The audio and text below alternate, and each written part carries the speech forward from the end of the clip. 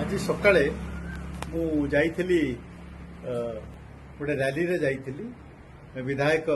पिपिली मो सांगे थिले गोटे बड़ रैली होता मोटरसाइकिल रैली प्राय 5,000 बाइक्स थिले मु ऊपर छिड़ा होती गोटे ओपन जीप रे सांगे मो सांगे विधायक भी थिले मो सांगे राज्यसभा सांसद भी थिले सुभाषिष पुटिया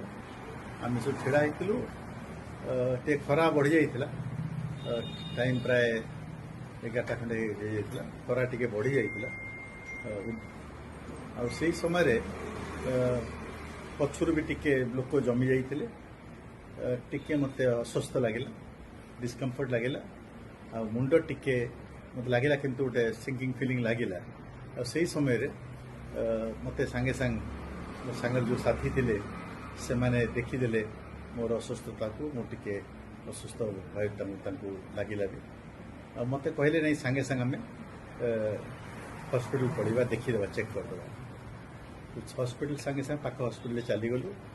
देखीदेलु आमर जो पैरामीटर्स गुड़ा से सांगे सांगे आम कहला नहीं आप डिस्कंटिन्यू करंतु रैली को टिके रेस्ट नहीं जाए